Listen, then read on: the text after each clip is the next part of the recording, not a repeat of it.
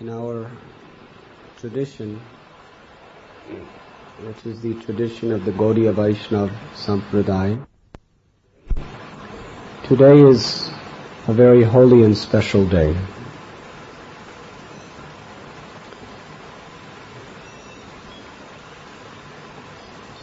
गौड़ीय वैष्णव परंपरा में आज का दिन जो है बहुत ही एक शुभ और मंगल दिवस माना जाता है. We see how throughout India, religious-minded people celebrate such days as Shivaratri or Janamastami or Ram Navami. Bharat भर में हम देखते हैं कि शिवरात्रि, जन्माष्टमी, रामनवमी ऐसे उत्सवों को मनाया जाता है. Krishna explains in the Gita, Paritranaya sadhunam vinashaya chaduskritam dharma samstapanaradaya sambhavami juge juge, that he comes to deliver the true message of religion, to protect the pious, and to annihilate the bad in the world. Krishna भगवान समझाते हैं गीता में कि धर्म की स्थापना करने के लिए, दुष्ट पुरुषों का नाश करने के लिए और साधुओं की रक्षा के लिए वे धरती पर अवतरित होते हैं. But in the same way, saintly persons who repeat the word of God and live by the word of God and invoke others to do the same, their presence is as important in this world as the Lord Himself. Therefore, those auspicious days which celebrate the appearance of saintly persons are very holy and sacred. But most of all, when we reflect upon the life and teachings of such saints, our lives become enriched by their divine example. We become instructed and inspired. Krishna explains in the Bhagavatam to Uddhava, Mad Bhakta Pujadivadika, that without understanding the lives of my devotees, no one can understand me in truth. Krishna says in Gita, Janama karma cha me divyam evam yo veti tattvata tyaktva deham punarajana naiti mameti sorjuna, that if we simply understand the spiritual nature of when Krishna appears in this world, we never have to take birth and death again, but we attain the supreme abode. But it is very, very difficult to understand the transcendental nature of Krishna or any of the great avatars. But the great saints, the sadhus, they teach us by their life and example how to truly understand the transcendental nature of the Supreme Absolute Truth. Therefore, it is a very, very important part of human society to learn how to appreciate, respect, and observe the celebrations on the birthdays of such great saints. Today is the appearance day of Srila Bhaktivinod Thakur. And you will all be very much interested in his life, because he taught how one can be the topmost saint amongst all saints and live within Grihastha ashram with wife and children and have a very responsible occupation working for the government of India. You see, most saints, we think of them as sannyasis, sadhus like this, begging for alms and leaving behind all the things of this world. But in regard to Bhaktivinod Thakur, even the great swamis, the sannyasis, the saints, the sadhus, they would all come to his home to hear him speak and touch his lotus feet. A nice house, and he had 10 children. How many children do you have? 2. How many do you have? 1. Is it difficult providing for them? Is it difficult making sure everything is all right for them? It's difficult. Mothers, what do you think? He had 10 children.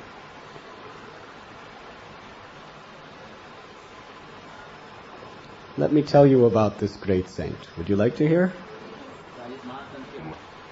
He was born in the year 1838. A very, very wealthy family. In fact, one of his great-great-grandfather was one of the founders of Calcutta. And founding means at one time there were 3 parts of Calcutta, and he was the owner of one of those parts, Calcutta. And when he was young, he was educated in the best of the British schools. And he was very, very learned. He was very attached to his grandfather. And his grandfather was a very, very great devotee of the Lord. And by that attachment to his grandfather, he had a very, very deep sentiment toward God and religion. But at the same time, as he was growing up, he became very learned, very successful. He later got married, and he was given a very high... Actually, he was first in the educational system. And he was the first to introduce English medium education in the state of Orissa. And then he was given a post as a magistrate, as a judge, district magistrate in Bengal for the British government. Now, he was a very literate man, and he was mixing with very, very literate people. What he found is that the whole Western world, and especially the British and the German scholars, they considered Hinduism to be a gross, absurd, mythological hodgepodge which really had no dignity or respectability whatsoever. Most all of them, except 2 or 3, considered at that time that Hinduism was simply foolish superstitions. And any intelligent Hindu will give it up. And at the best, become a Christian, or second best, become an atheist. Would be advancement. And Bhaktivinod Thakur, he was so deeply philosophical and so deeply religious that he became a foremost scholar of the Quran, the Old Testament, and the New Testament. But then he happened to read the Srimad Bhagavatam. And what he read, he saw it was profound. Every religion, in all of its teachings, in all of its various precepts, were so scientifically, logically, and philosophically contained within this great book, the Srimad Bhagavatam. He began to study the Chaitanya Charitamrita, the life and teachings of Lord Chaitanya. He found here was a person that lived on earth, not even it was only 400 years before Bhaktivinod, and he was living in perfect exemplary behavior according to the teachings of the Bhagavatam, teaching that the essence and the conclusion of all these great scriptures is to purify our heart by living a godly life and chanting God's name. He began to give lectures and speeches, and he began to write books profusely explaining the true essence of Sanatana Dharma according to the Vedic scriptures.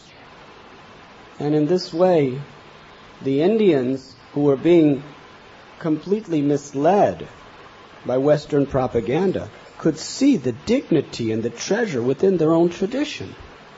Even the biggest, most antagonistic British scholars, when they would meet Bhaktivinoda or read his teachings, they had all respect for Krishna, all respect for Gita, and all respect for the dignity of the Vedas. Anyways, he was a magistrate, and how responsible he was. Every district wanted him to come. The leaders of every district court were fighting to see who would get Kedarnath Dutt. That was his name. And it is explained that in the whole British court system all over India, the decisions by Kedarnath Dutt, whose spiritual name was Bhaktivinod Thakur, and the notes that he wrote according to each decision, they were incomparable in the entire nation. But at the same time, he had a wife. Her name was Bhagavati Devi, and 10 children, all fully satisfied. None of them felt neglected. He worked a hard day every day. He provided food, he provided clothing, he provided shelter, but most of all, he provided the most important thing, a perfect spiritual example for all of his children to follow. It is described that when he would come home from his work, from the courts, he would take some prasad, take some food. He would spend some time with his family discussing Krishna, having kirtan, having prasad with them. And then he would go to villages and he would give lectures every night. Every night. And he would give charity and prasad every night. And then he would return home and he would spend hours writing beautiful books, poems, and songs of the night. Rise in the morning after just a few hours sleep. He would spend some time with his family, having Mangalarti, having discussion from Srimad Bhagavat, taking prasad together. He would see to their needs, then he would go to the courts. He was such a busy man that the British government, you see, he was the district magistrate at one time in his life in Krishna Nagar, which is in West Bengal. But he wanted to live in Navadvip, which was a holy place. So the British government made a train track from the courthouse to his house, just to make sure he would come on time without inconvenience. What a very distinguished and responsible person he was. At one time, he was transferred by the British government to Jagannath Puri in Orissa. At that time, the temple of Jagannath was being terribly mismanaged. But besides taking care of his family and being the district magistrate for that section of Orissa, he was also asked by the government to take charge of the Jagannath temple. And he found that the pujaris at the temple were engaging in all sorts of immoral activities, and their worship of the deity of the Lord in the temple was just, there was no schedule at all. It was completely chaotic. So he established that there be 56 offerings of bhoga every day. Sure that every offering was put on the altar to the second on time. And he was so strong that all of these pandyas and the pujaris had to become very moral and religious. Understood how important this is. Because if the priests and the pandyas of a temple are irreligious, are immoral, are hungry for money, and are not taking proper care of the God in the temple, then the whole society will simply lose their faith and not take it seriously. So he established the highest standards of punctuality and morality in that temple. Pious Hindus from all directions applauded this insurmountable effort. Can you imagine someone doing like that today in the temples in India? Someone of the stature of Bhaktivinod can do.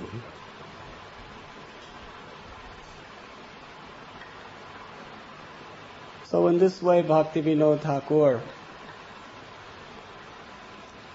he also discriminated very carefully who was a real sadhu and who was not a real sadhu. In fact, there were certain bogus sadhus who were exploiting people, performing immoral activities with people, and misleading people. But they had certain mystical powers by which they were just completely captivating people's minds. Bhaktivinod Thakur exposed them, brought them to court, and put them in jail. He was really and truly a protector of truth. But when he would find a true sadhu, a real, sincere devotee of the Lord, following the right path, every evening he would invite such great persons to his home and teach his whole family how to serve them and offer them prasad and offer them love. He was so learned and so powerful and so influential. He was more humble than a blade of grass. He was so simple and so meek and humble. But when it came to stand up for the truth, he was like a thunderbolt. In this way, this great man, Bhaktivinod Thakur, created an entire spiritual revival in Bengal and Orissa. He wrote hundreds of books, hundreds and hundreds and hundreds of the most beautiful songs. Some of the songs that I sang tonight were written by Bhaktivinod Thakur. And amongst the Gaudiya Vaishnavas, day and night, devotees, whatever they're doing, whether they're doing their job or sitting in the temple performing bhajan, the songs of Bhaktivinod are always in our minds.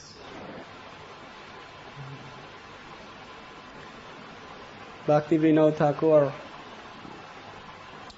was very anxious that the message of the Bhagavat and the life's example of Lord Chaitanya be spread throughout the world.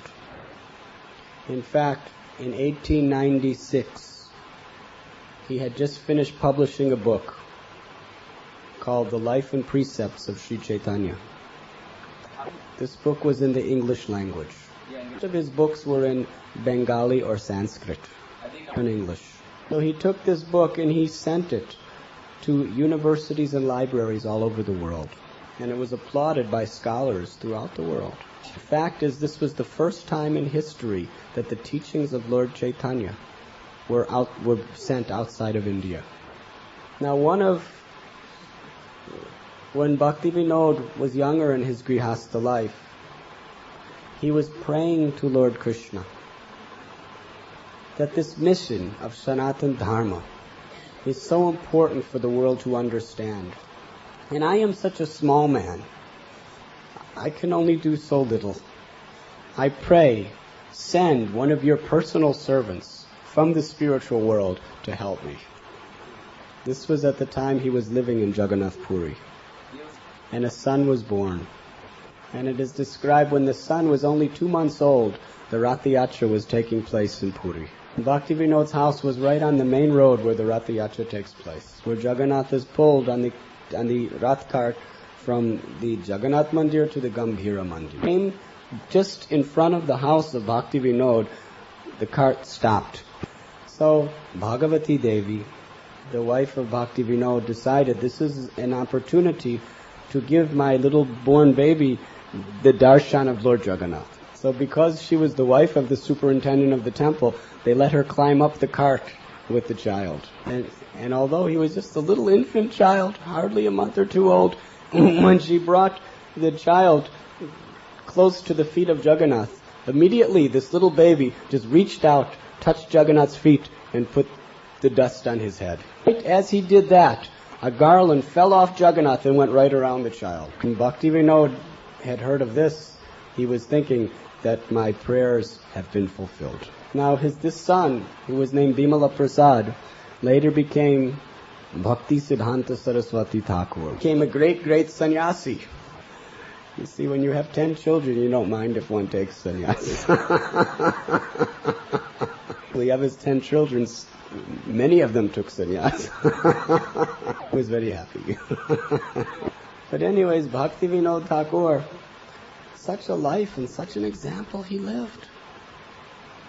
His whole life was giving God to others, giving Krishna to others.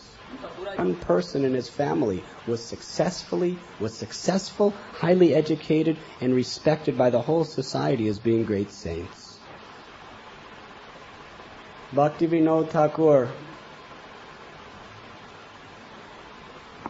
he would write in his books that he had a dream. And in that dream he prayed that someday Europeans, Africans, Americans, Orientals, Indians, everyone will be coming together, putting aside all nationalism, all racism, all religious sectarianism, everyone will come together with their arms raised, chanting the holy names of God together. His son, Bhaktisiddhanta Saraswati, started 64 temples in India. And his son made hundreds and thousands of disciples, bringing to the true path of Sanatana Dharma. And one of those disciples of Bhaktisiddhanta, the son of Bhaktivinod, was my Guru Maharaj, Radhanath Swami Prabhupada. And he fulfilled the dream of Bhaktivinod.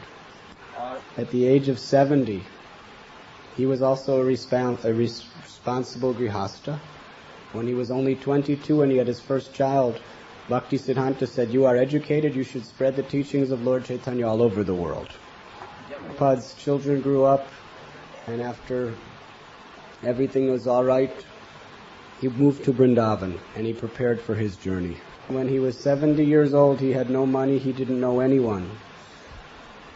Here in Bombay, he met Sumati Morarji, the president of the Scindia ship lines, and she gave him a free passage to New York City on a cargo ship. On that ship, he had 2 heart attacks, terrible seasickness, but finally he arrived in New York, and he had 30 rupees, and nobody would exchange them for him. It was in 1965. And somehow or other, he said, he used to write in his diary that I have no one to help me, I have no money, but I feel the presence of Bhaktisiddhanta and his father Bhaktivinod. They are here to support me. And in the next 12 years, he traveled around the world 13 times and opened over 108 temples in every continent of the world. But Europeans, Americans, Orientals, Indians, Africans, everyone together to chant the holy names of God. The seed of this great mission was planted by this great saint Bhaktivinod Thakur. And such a divine being, such an enlightened being. He demonstrated how one can be in this world but not of this world. Some people say that if you take to spiritual life, you'll become materially ineffective in your occupation. People think like that. A foolish justification because people are just lazy and they don't want to take part in spiritual practices. But the fact is, Arjuna, on that great battlefield of Kurukshetra, when he heard from Krishna, the Bhagavad Gita, he became a divinely inspired spiritual person. Was he ineffective? Was he lazy? Was he a social parasite? He was the best fighter on the whole battlefield. Why? He was the best fighter because he was motivated with love of God. And like Bhaktivinod, Arjuna did not have small family affairs to take care of. He had 3 wives. Now, I'm a sannyasi. I don't know anything about having wives. From what I've heard, it's very difficult to satisfy even one wife. He satisfied 3. A great statesman, politician, and warrior. He was Krishna conscious. Bhaktivinod Thakur, he was Krishna conscious. Children. Out of the responsibilities he had, we cannot even imagine. And the responsible way that he effectively and efficiently performed all of his duties was applauded by everyone. Why? Because he was motivated and inspired by the divine power of God. Mukam karoti vachalam bhangum langayate girim yat kripatam aham bande sigurum dinat. Even a lame man can cross mountains. Even a dumb man can speak. And even a blind man can see the farthest stars in the sky if one is blessed by the grace of God. Bhaktivinod Thakur is a perfect example of how everyone in the Grihastha ashram could live a pure saintly life, giving the highest good to others, have very, very deep and strong spiritual sadhana at home, and at the same time maintain and prosper in every aspect of life. Of course, we may not be able to imitate the extreme of the example of Bhaktivinod, who lived just a couple generations back. There are books and biographies about him. So many people who saw him, who knew him, who loved him. But we can follow in the footsteps of such a great teacher. Such a contemporary example, a practical example. It gives hope and faith in our lives. Something that we can see tangibly, that we can strive for. Ato Brahma Jigyasa. That human life is meant for self-realization. Human life is not meant simply like the animals to just maintain our bodies, build a home, sleep, have a family, eat, defend what we have.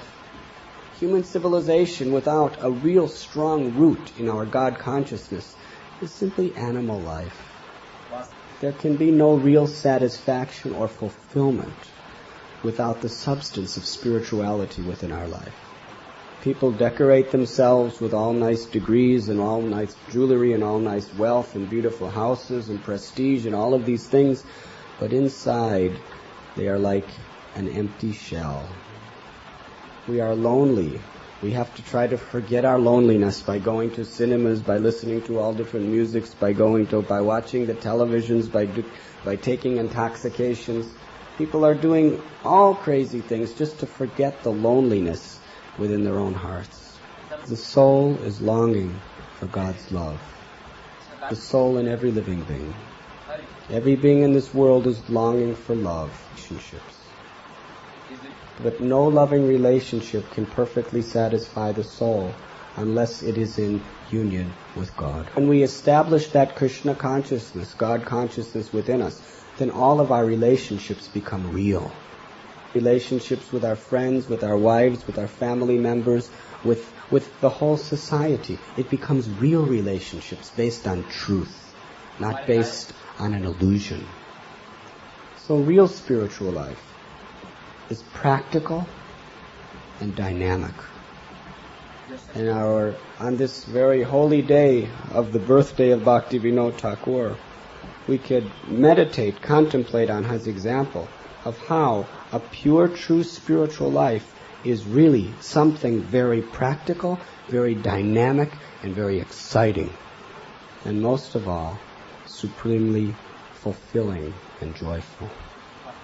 And to share that joy with another is the greatest charity. It is the greatest act of love. How to do so? By properly associating with people who inspire us truly and deeply in spiritual life. By practicing in our homes, by putting very, very special time aside to chant God's name, to read the scriptures, to pray and to offer puja to the Lord, to live a pure and moral life in harmony with the will of God. By simply establishing these principles in our life, our whole consciousness is transformed.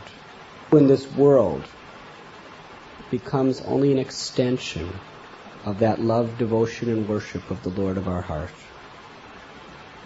Thank you very much. Hare Krishna.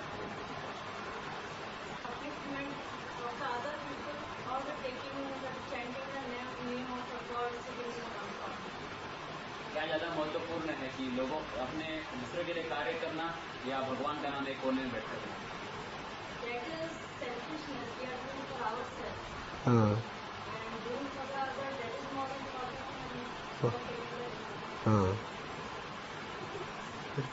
You are very nice.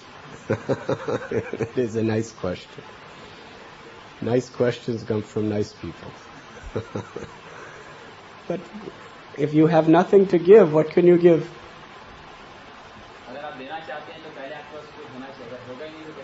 To the extent you have, you can give to others. Just like if you see someone starving in the street but you have no food, what can you give them? Sentiments may be very nice, but it's not going to help that person. If you see someone starving in the street and you want to help them, you have to get some money, buy some food, and then give it.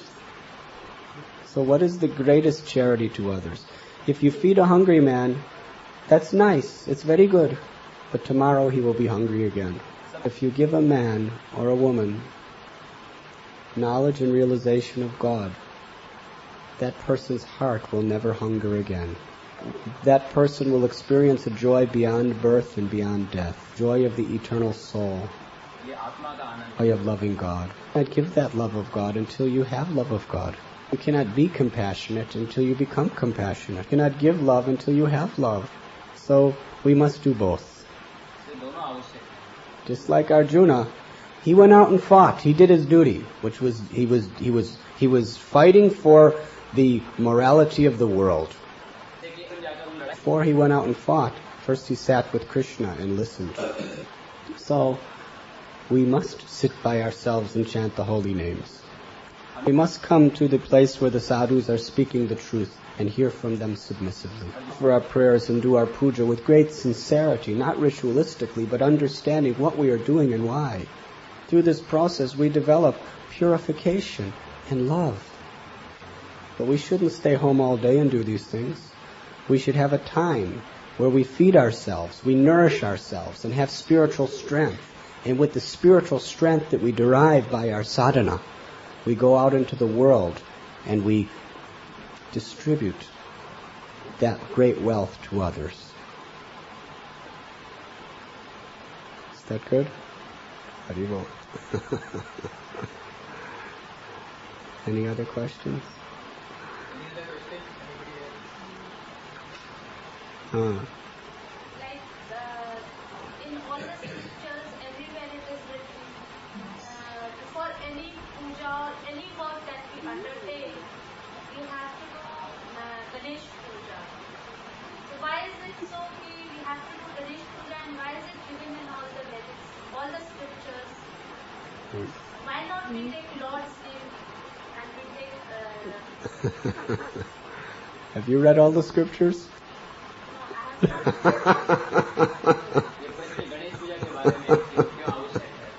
Oh, it's in all the scriptures. That's what I've been told. How do they know?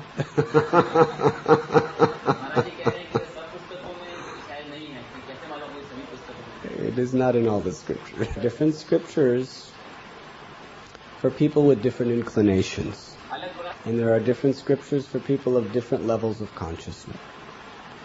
But they are all meant to elevate a person gradually to divine consciousness. So in many of the scriptures, it is accepted that Lord Ganesh is the divine son of Lord Shiva, and his special service to the world is to remove obstacles from our path.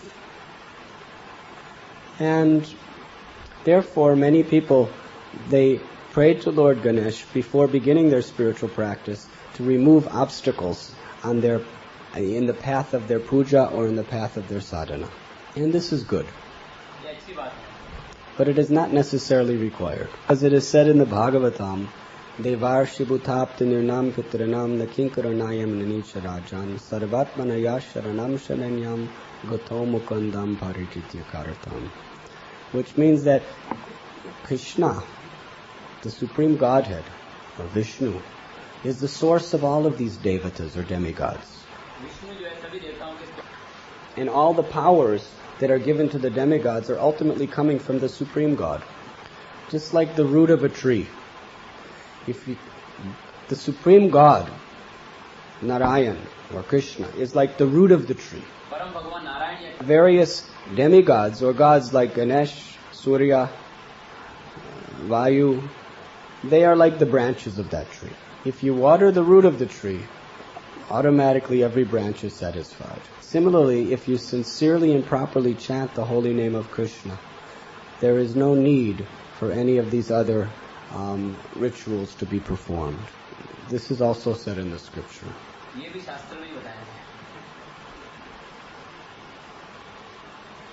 So you can do either one. You can touch your nose like this, or you can go like this. More simple and direct. So even in our temple, we are going to be installing a deity of Ganesh just on top of the entrance door of the temple. The obstacles of everyone coming in temple. It is nice, but it is not required. Come in the temple and you see and hear everyone chanting the holy names.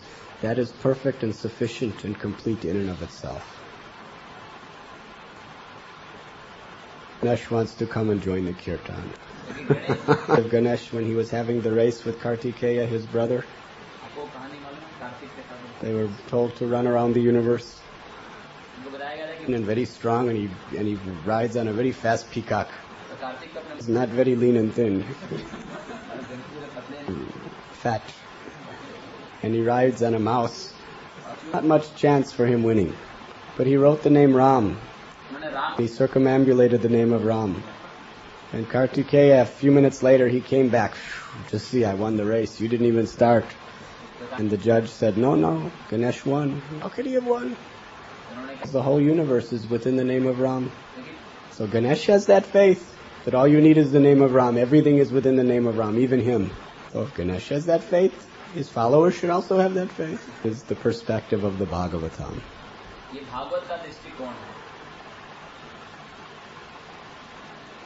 Is there any other questions?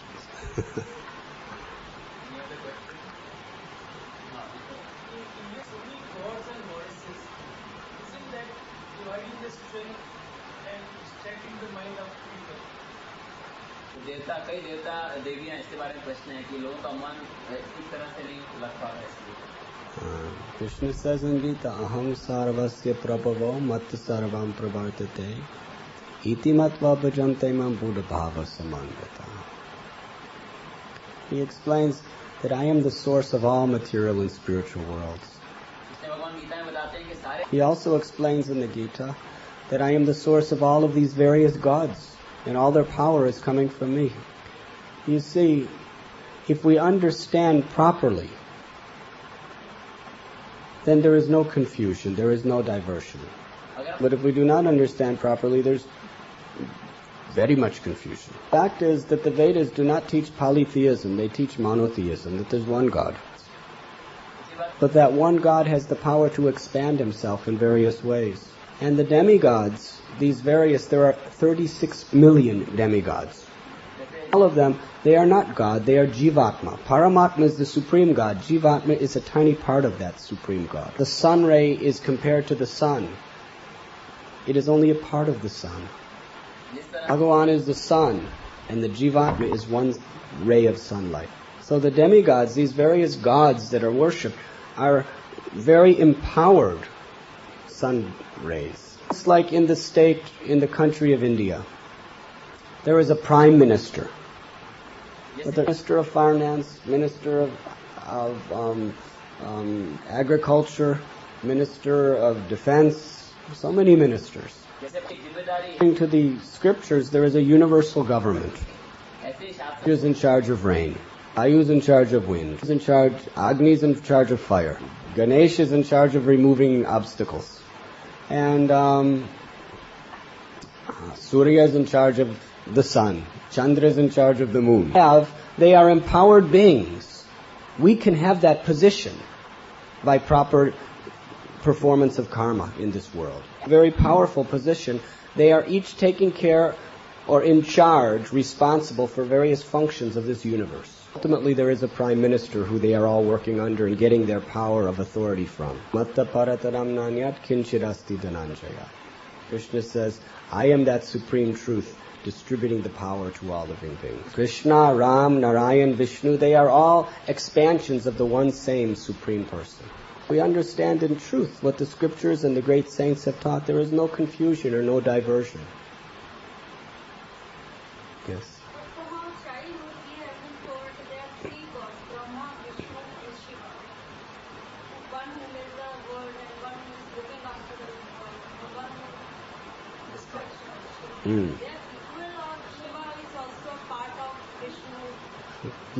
Let me just ask you on a practical. We respect and worship all of these great incarnations of God. But you see, these three, Brahma, Vishnu, and Shiva, Maheshwar, are the gods of this particular universe. In this universe, there is a source of them. Now, of the three, which is the most difficult thing to do? create, maintain, or destroy. Huh? Maintaining is very difficult. To create something is not so hard. To destroy something is not so hard. But to maintain something is very hard. Right? That is the special feature of Vishnu.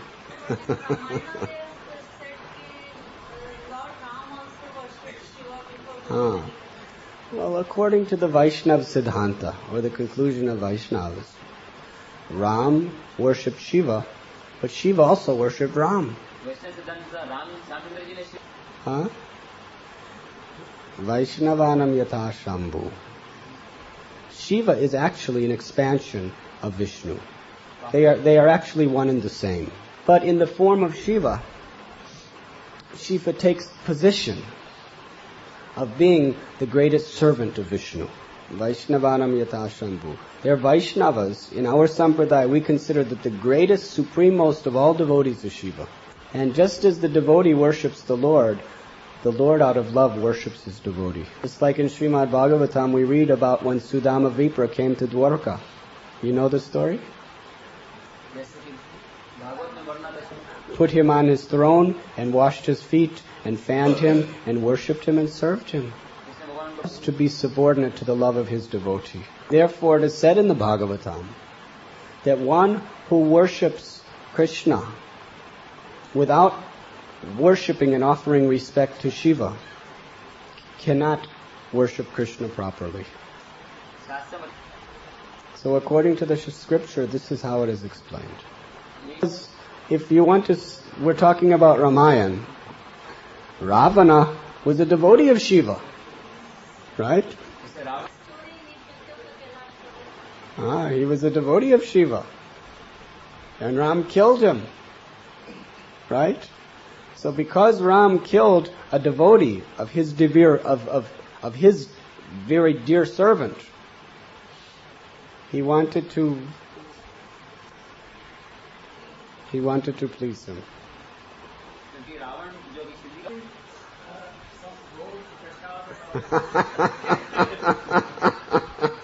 You don't have to.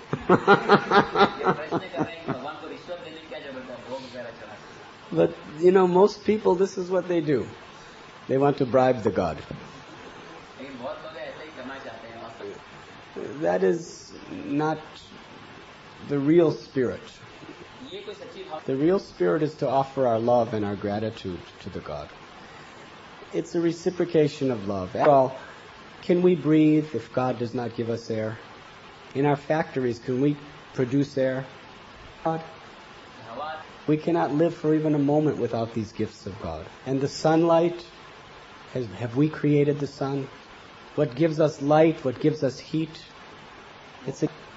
And the rain that falls from the sky, which goes into the earth, which creates the growth of seeds, which makes food. We can plant the seeds, but we cannot produce the seeds. That it grows and we cannot create it. It's a gift of God. The rain is a gift of God. The foodstuffs are a gift of God. At every moment, we are receiving the loving gifts of God. It's a question of bribing God. It's a question of showing our gratefulness out of love for everything that God is doing for us. The proper spirit of performing puja. Lord, I'll give you this, but you give me that. That will never satisfy the heart. And most religion is like that. True religion is not. True religion is, my Lord, I'm doing this puja as a service to you. I serve you. I do for you. We should chant the holy names and we should perform our puja in this spirit. And then we will actually understand real love. It is this state which brings our consciousness to true liberation.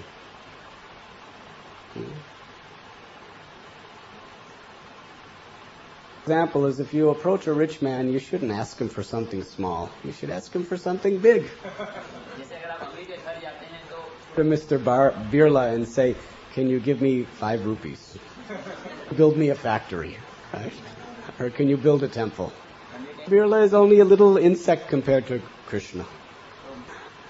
And we're approaching the supreme, wealthiest God, and we're asking Him for a little money or a little good health. That's eternal liberation. He can give us eternal love. If we ask Him for that, He'll give us that. But we're not bribing Him. We're simply humbly approaching Him. My Lord, I am your servant. Give me your love forever. Let me serve you with love forever. This is what the Bhagavatam teaches. To ask God for anything less is foolishness. Because even the atheists get those things without even approaching God. Huh? God's giving it to them.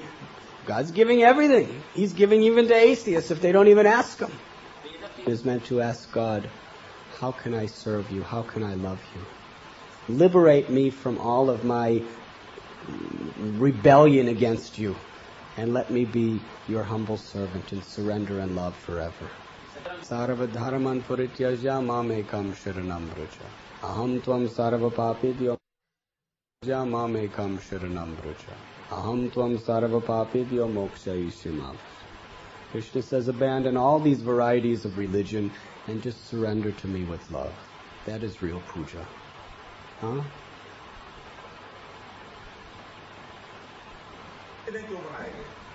One God. Christian है, फिर उन धर्मों में इतने अत्याचार हो रहे हैं, अगर भगवान एक है, सत्य एक है, उनको तुम रोक सकते हो. Why, if there is one God, why there are so many religions, plus there is so much violence in the name of religion? Can God not stop the violence?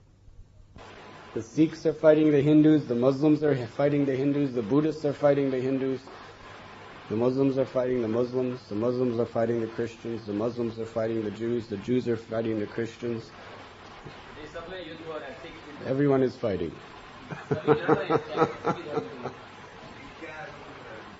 Huh? What is all this? What is all this? This is not religion. ये वास्तव में धर्म नहीं है. ये वास्तव में धर्म नहीं है, ये लड़ाइयाँ होती हैं. Huh? What does Jesus teach?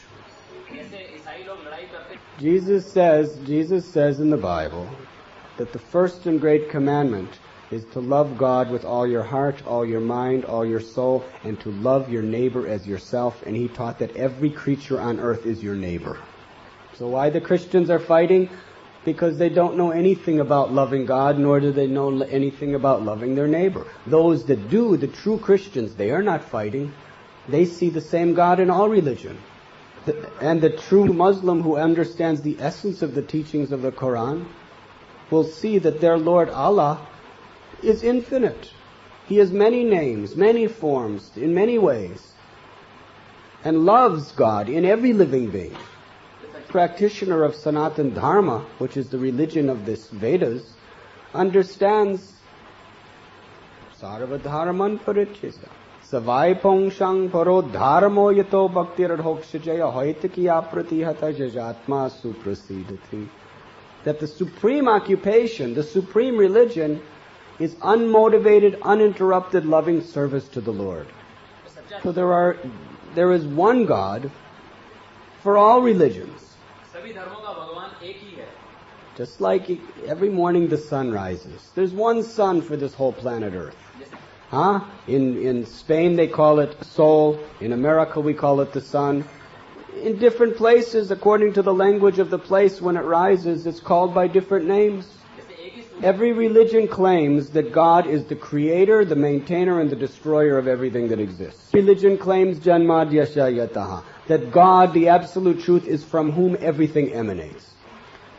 The scriptures do not disagree at all. But there are different details and different languages and different rituals meant to bring us to the point of loving and serving that one same God. And why is there so much fighting amongst religion? Because those people fighting are not concerned with loving and surrendering and serving that one God. They are more concerned with being a Muslim or being a Jew or being a Christian or being a Hindu. And in this way, I have my rituals, I have my language, I have my religious identity, but we don't have the heart of surrender and love. In religions, there are various depths, by which God is explained. The Vedas go into very, very deep, profound, scientific, philosophical, and broad understanding of God. Other scriptures give a lesser understanding, but it is the same God. The fact is that none of these fightings really has anything to do with religion. It has to do with politics, power, and proprietorship of land. The best way to get the sentiments of innocent people to back you is to put it in the name of God. Huh?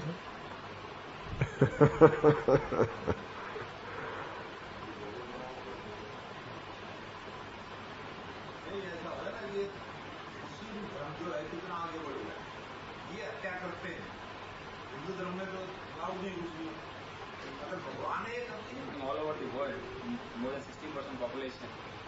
Why is that? It is their meeting is encouraged and going to Makkah is encouraged, and it's killing so many animals, people also.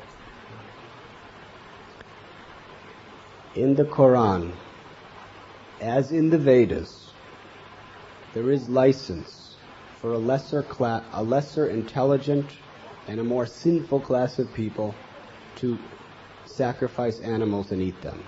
This is all the Vedas, but it's considered for those in tamaguna, the mode of ignorance.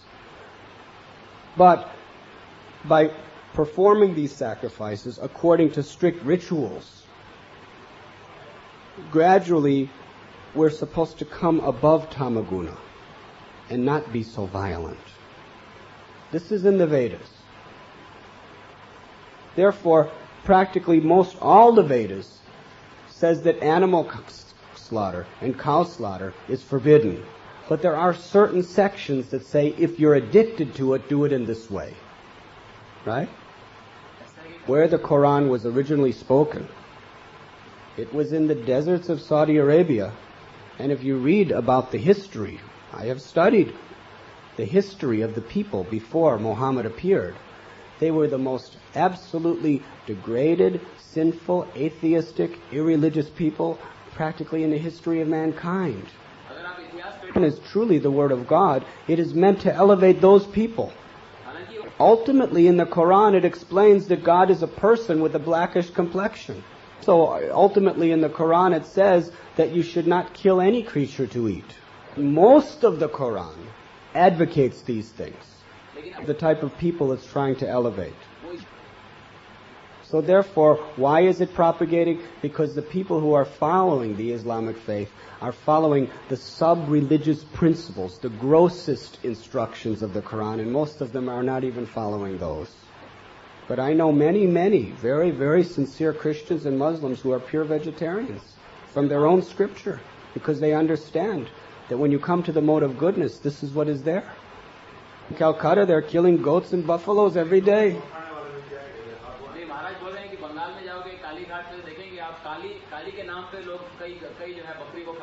And that's in the Vedas.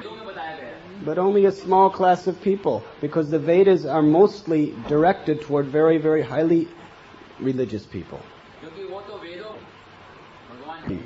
Different classes of people, different cultures. He reveals His Word to gradually bring us closer to Him.